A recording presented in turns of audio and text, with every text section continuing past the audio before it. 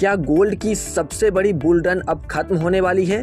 जिस सोने ने 2025 और 26 के बीच निवेशकों को रिकॉर्ड रिटर्न दिया, अब उसी गोल्ड को लेकर एक ऐसी रिपोर्ट सामने आई है जिसने बाजार में नई बहस छेड़ दी है। रिपोर्ट कहती है कि अब गोल्ड के सामने एक नहीं बल्कि 5 बड़ी चुनौतियां खड़ी हैं, जो इसकी तेजी पर ब्रेक लगा सकती है।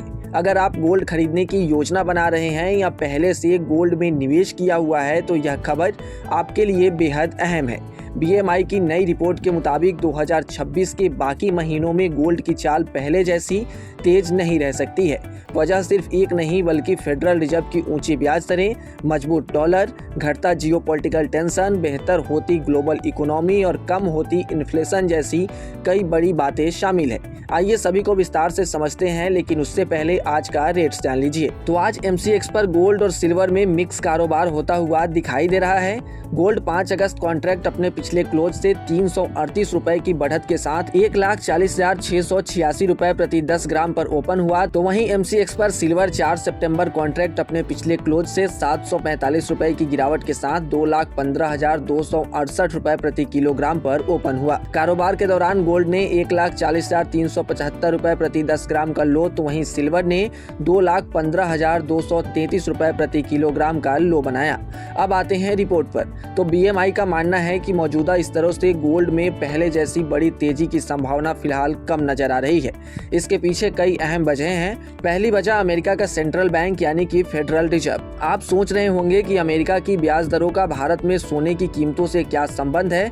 दरअसल गोल्ड कोई ब्याज नहीं देता। ऐसे में जब अमेरिका से ब्याज दरें ऊंची रहती है तो निवेशकों को US बॉन्ड और दूसरे फिक्स्ड इनकम एसेट ज्यादा आकर्षित लगते हैं। इससे गोल्ड की मांग पर दबाव आता है।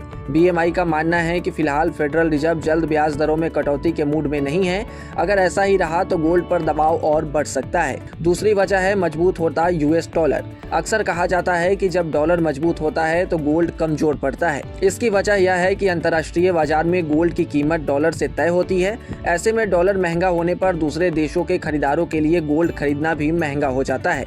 इससे मांग घट सकती है और कीमतों पर दबाव बढ़ सकता है। रिपोर्ट का कहना है कि अगर आने वाले महीनों में डॉलर और मजबूत होता है तो गोल्ड की तेजी सीमित रह सकती है। तीसरी वजह है जियोपॉलिटिकल टेंशन में कमी। पिछले कुछ वर्षों में युद्ध, वैश्विक तनाव और अनिश्चितता ने गोल्ड को सेफ हेवन एसेट के रूप में मजबूत सहारा दिया था, लेकिन अब कई क्षेत्रों में हालात पहले के मुकाबले कुछ बेहतर होते दिखाई दे रहे हैं। जैसे जैसे वैश्विक तनाव कम होता है, निवेशक सुरक्षित निवेश यानी गोल्ड से पैसा निकालकर स्टॉक मार्केट और दूसरे रिस्क एसेट्स की ओर लौटने लगते हैं। ऐसे में गोल्ड की मांग पहले जैसी मजबूत नहीं रह सकती। चौथी वजह है ग्लोबल इकोनॉमी में सुधार की उम्मीद। जब दुनिया की अर्थव्यवस्था मजबूत होती है तो निवेशकों का भरोसा भी बढ़ता है। ऐसे माहौल में लोग सुरक्षित निवेश छोड़कर ज्यादा रिटर्न देने वाले एसेट्स जैसे इक्विटी मार्केट की तरफ रुख करते हैं। यानी जो पैसा गोल्ड में जा रहा था उसका कुछ हिस्सा अब शेयर बाजार में जा सकता है। यह भी गोल्ड की तेजी को सीमित कर सकता है। पांचवी और आखिरी वजह है घटती इन्फ्लेशन। गोल्ड को हमेशा इन्फ्लेशन हेज माना जाता है, यानी जब महंगाई बढ़ती है तो लोग अपनी संपत्ति की वैल्यू बचाने के लिए गोल्ड खरीदते हैं। लेकिन अगर महंगाई धीरे धीरे नियंत्रण में आने लगता है तो गोल्ड की मांग भी कमजोर पड़ सकती है। BMI का मानना है कि कम होती एनर्जी प्राइस की वजह से आने वाले महीनों में इन्फ्लेशन पर दबाव कम रह सकता है और इसका असर गोल्ड की कीमतों पर भी देखने को मिल सकता है। हालांकि कहानी यहीं खत्म नहीं होती। इसका मतलब बिल्कुल भी यह नहीं कि गोल्ड की चमक पूरी तरह खत्म होने वाली है। रिपोर्ट में यह भी कहा गया है कि दुनिया के कई सेंट्रल बैंक्स अब भी लगातार गोल्ड खरीद रहे हैं। यही वजह है कि गोल्ड को एक मजबूत आधार मिलता हुआ दिखाई देता है।